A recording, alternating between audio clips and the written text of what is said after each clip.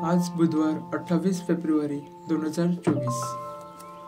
मध्ये लिखित पवित्र शुभवर्तमानातून घेतलेले वाचन. येशूवर यरुशलेमेत जाण्याच्या बाबतीत असताना त्याने 12 शिष्यास वाटेत एकीकडे नेऊन म्हटले, पहा, आपण वर यरुशलेमेस जात आहोत आणि मनुष्याचा पुत्राला मुख्य याजकाच्या व शास्त्राच्या हाती धरून देत येईल. ते त्याला मरणदंड ठरतील आणि थट्टा करण्यास, फटके मारावयास व क्रूसावर खिलवयास त्याला परराष्ट्रीयांच्या स्वाधीन करतील आणि तिसऱ्या दिवशी तो पुन्हा उठला जाईल.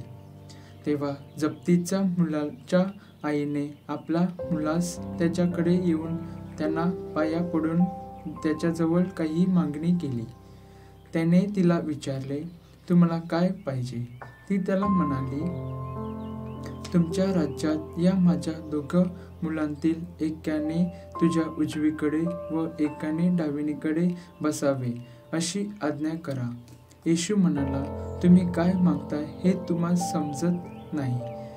जो प्याला मी पिणार आहे तो तुम्हाला पिता येईल का? ती त्याला म्हणाली, पिता येईल. त्याने त्यास म्हटले, माझा प्याला तुम्ही प्याल खरा, पण माझ्या उजवीकडे व माझ्या डावीकडे बसण्याचा अधिकार देणे माझ्याकडे नाही. तर ज्याच्या ठायी माझा पित्याने हा सृष्टी केले त्याच्या ठायी तो आहे. ही गोष्ट ऐकून 10 शिष्य त्या 2 भावांचा राग आला.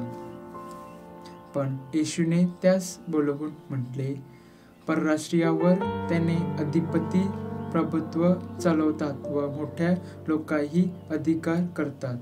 हे तुम्हास ठाऊक आहे. तसे तुम्हामध्ये नाही. जो कोणी तुम्हामध्ये श्रेष्ठ होऊन पाहतो तो तुमचा सेवक होईल, आणि जो कोणी तुम्हामध्ये श्रेष्ठ होऊन पाहतो तो तुमचा दास होईल. याप्रमाणे मनुष्याचा पुत्र सेवा करून तर सेवा करावयास व पुष्कळांच्या खंडणीसाठी आपला प्राण अर्पण करावयास आला आहे. चिंतन. प्रभू येशू तिसऱ्यांदा आपला दुःख, सण, मरण आणि पुनरुत्थानाबद्दल भाकीत करतो.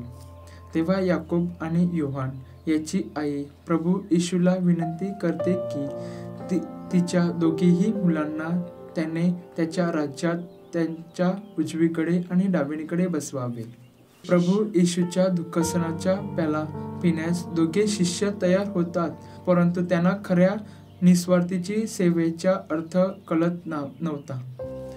परंतु म्हणून प्रभू येशू त्यांना सांगतो, तुम्ही काय मागताय हे तुम्हास कळत नाही. बऱ्याच वेळेला आपली प्रार्थना स्वार्थी असते. आपण नेहमीच आपला स्वाहिताचा विचार करतो आणि इतरांचा गरजेकडे दुर्लक्ष करतो. प्रभू येशू आपला शिष्यासहित निस्वार्थी सेवा करण्याकडे आपले लक्ष वेधतो आणि स्वार्थीचे उदाहरण आपल्या समोर ठेवतात.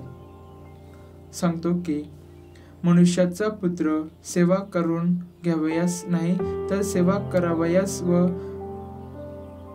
पुष्कळांच्या खंडणीसाठी आपला प्राण अर्पण करावयास आला आहे. आपला प्रभू येशू ख्रिस्ताच्या निस्वार्थी सेवेच्या पावलावर पाऊल टाकून चालण्यास आपण तयार आहोत काय?